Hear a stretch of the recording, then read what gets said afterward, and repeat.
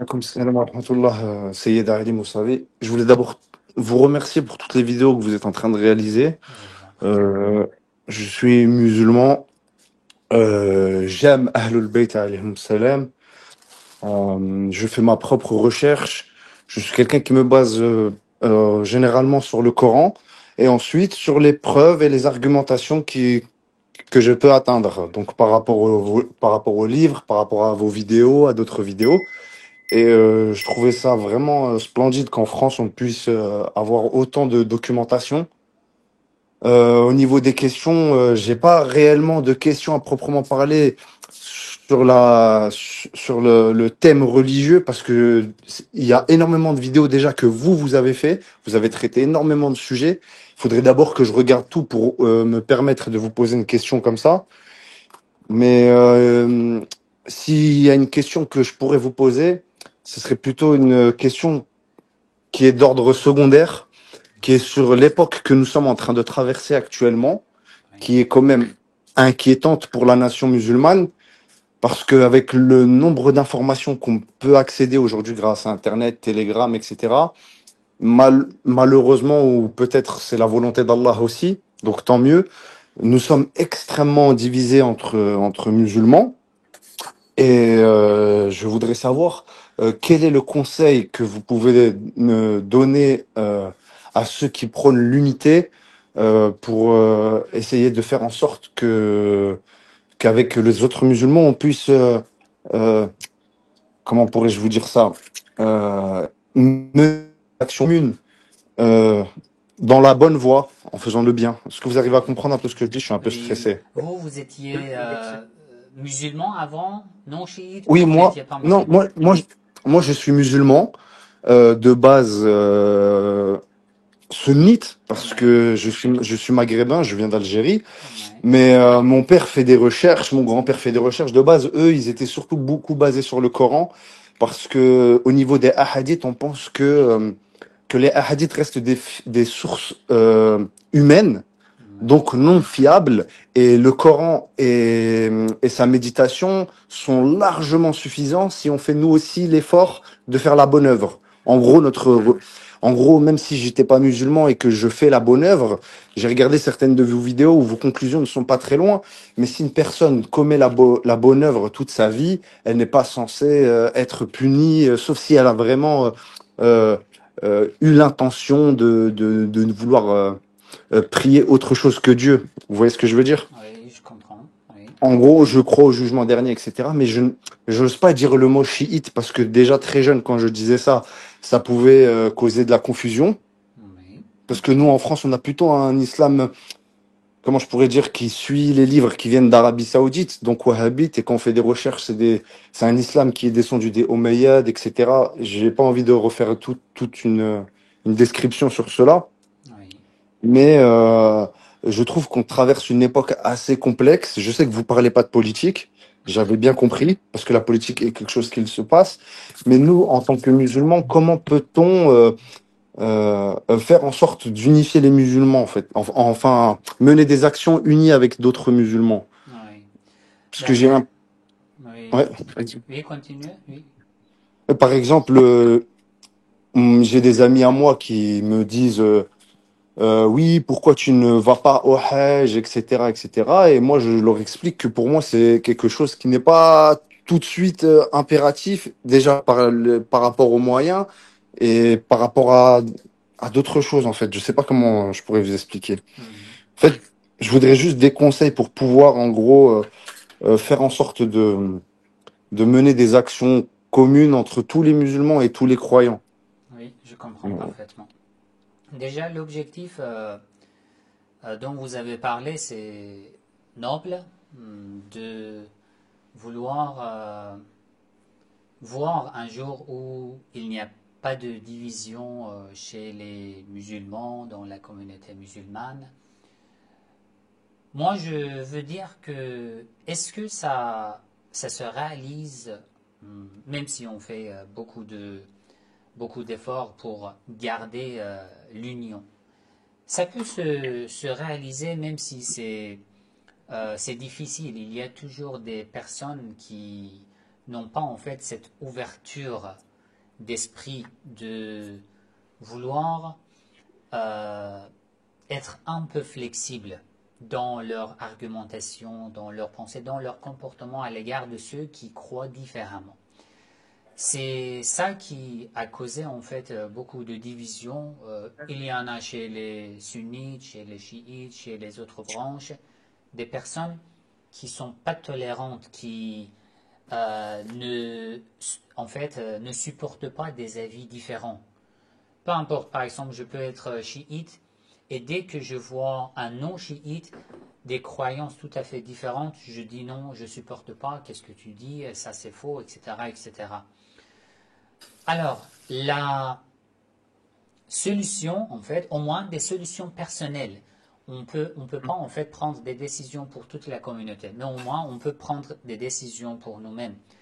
La solution personnelle, ce sont quelques concepts éthiques que le Coran, le prophète Mohammed sallallahu alayhi wa sallam, les Ahlul Bayt alayhi salam, nous ont enseignés.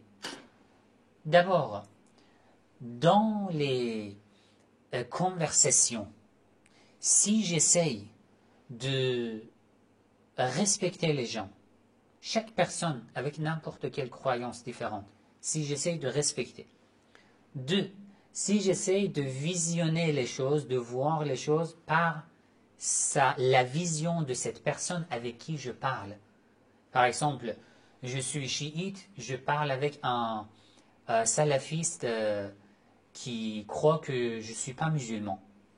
Alors, au début, je peux lui dire que non, tout ce que tu dis, ça c'est faux, tu es extrémiste, tu es ceci, cela, tu n'es pas musulman, lui aussi il va me rendre la même chose, et ça, il n'y aura jamais, il n'y aura pas de conclusion, de résultat dans ce genre de débat.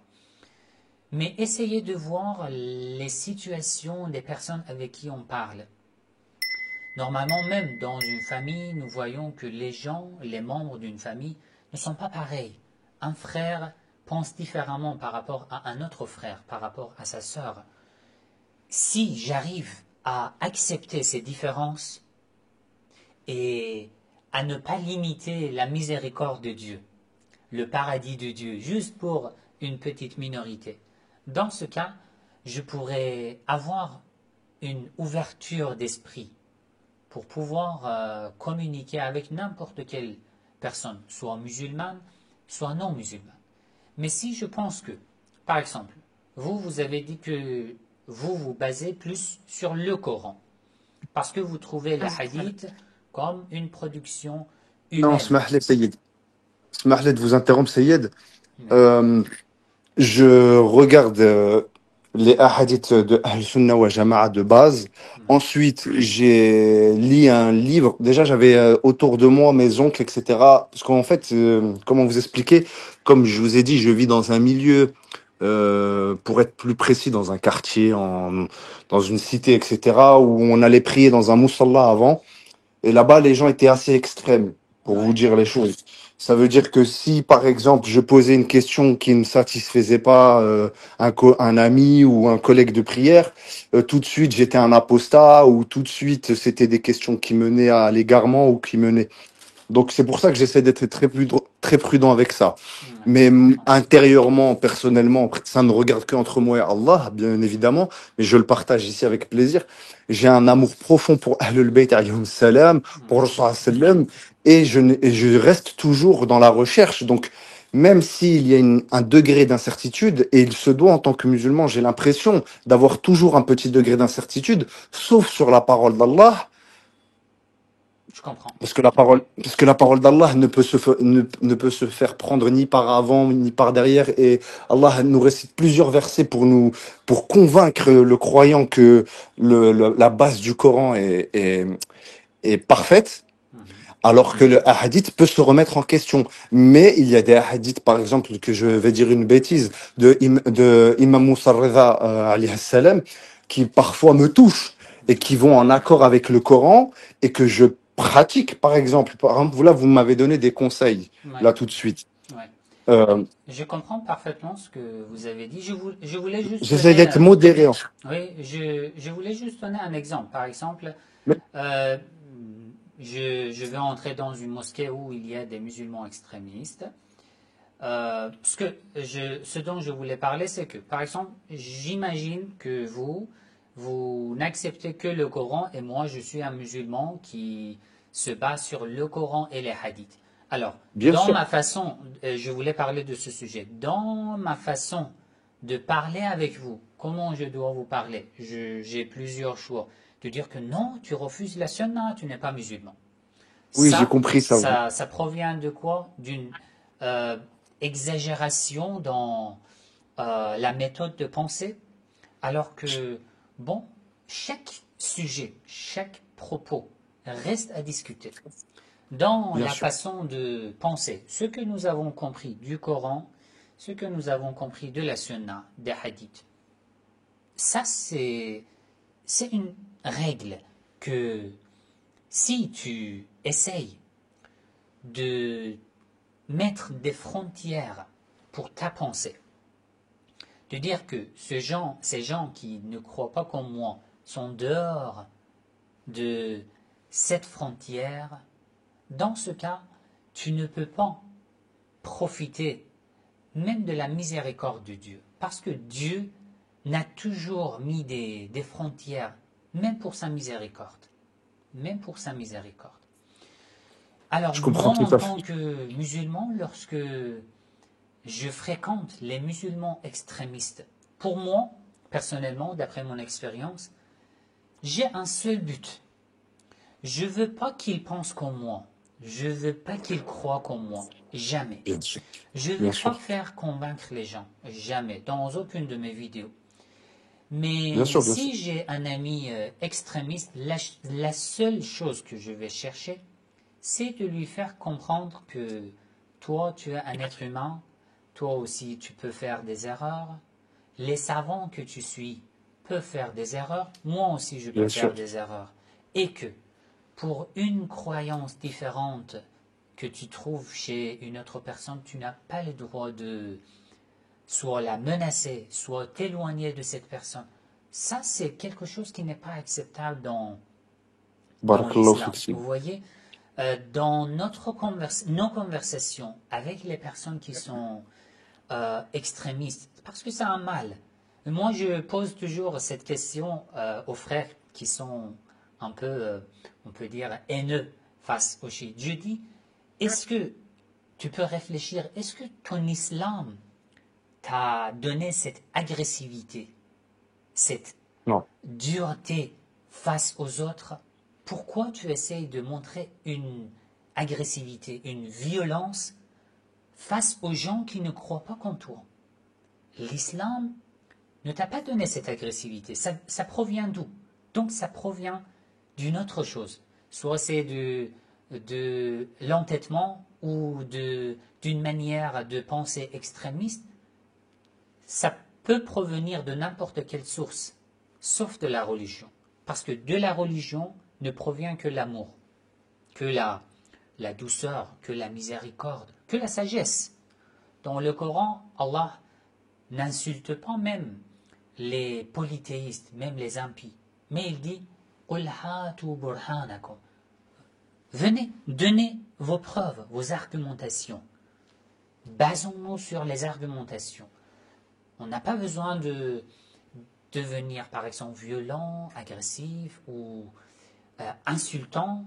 Jamais. Le seul conseil que je peux donner aux frères, aux sœurs qui fréquentent avec ce genre de musulmans, et parfois ça nous met même parfois en danger.